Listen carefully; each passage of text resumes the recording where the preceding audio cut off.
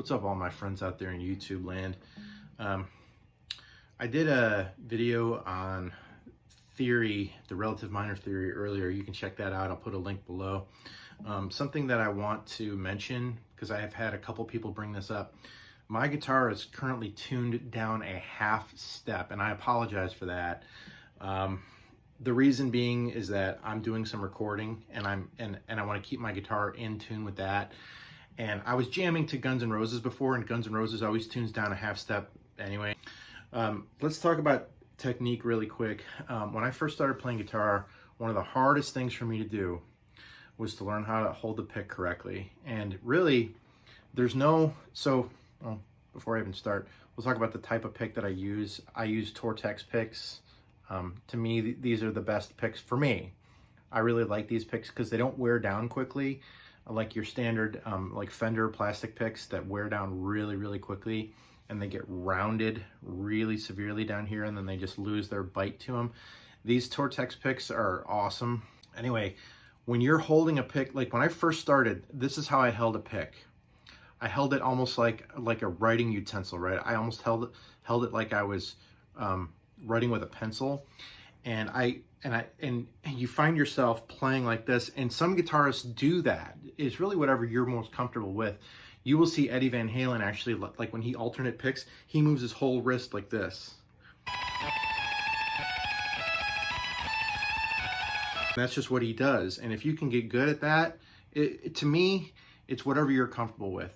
But what somebody showed me a long time ago was to not hold it like this, but to more put it like this on your finger, and then put your thumb like that. So not on the tip of your finger like this, but more on the side of your finger, and then hold your thumb down.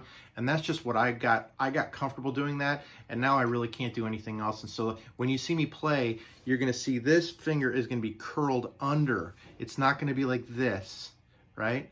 And I think this is the standard way. This is like what a lot of like not classical, but classic rock guitar teachers would teach their students to hold the pick like this. So if this helps you out, now, if you change the way you hold your pick, it's going to feel weird for a long time.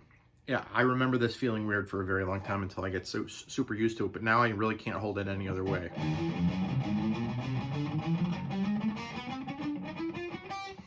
So anyway, so that's that technique. And then some other techniques we can talk about are bending. You know, when you're bending a string, the first time you do it, it's going to hurt your finger. Like, your fingers are going to be weak and you're not going to be able to do it. But the more you bend it, just bend it up to the note. You got to bend it up to a place where you're actually, what you're really doing essentially is you're playing this. You're trying to bend up a whole step. A whole step is 2 full frets, right? So if you miss that note, instead of going, and if you're a little bit short, it's going to sound. See how bad that sounds? I just have to bend it up just a little bit more.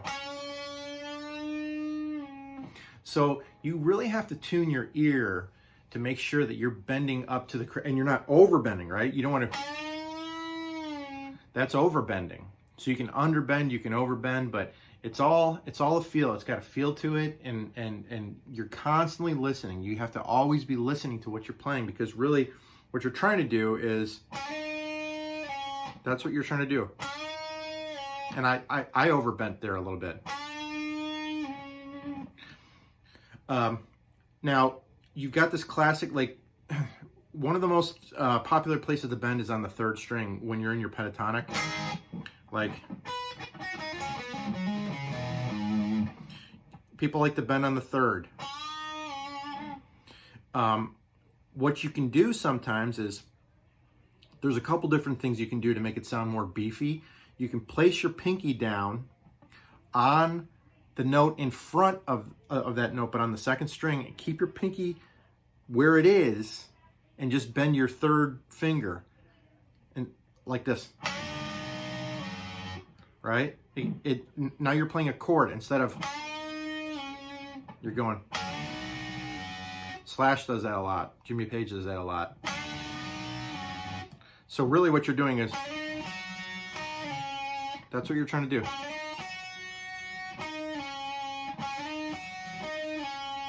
But you're going.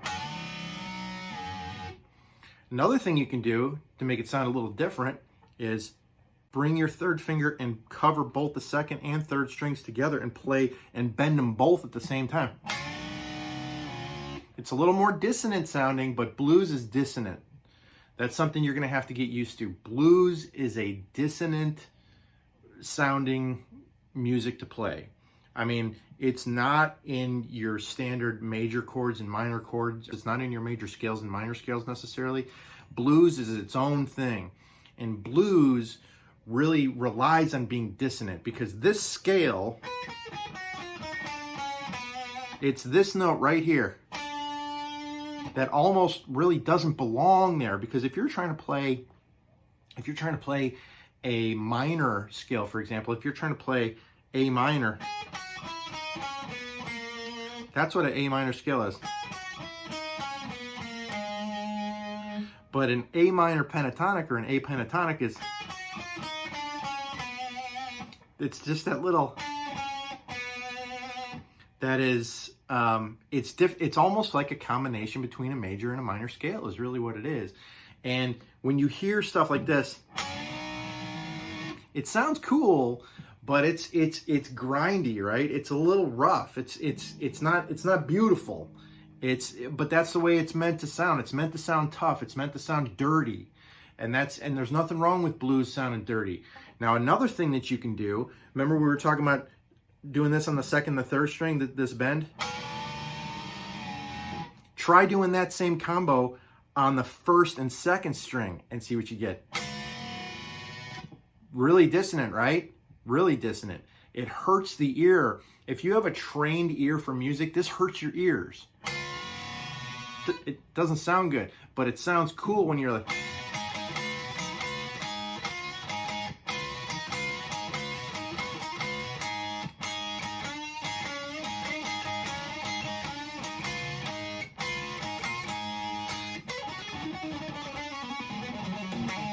And I apologize, I'm a little rusty, and I'm just, in general, I'm a pretty sloppy player because Jimmy Page is my hero, and Jimmy Page is one of the sloppiest guitarists ever.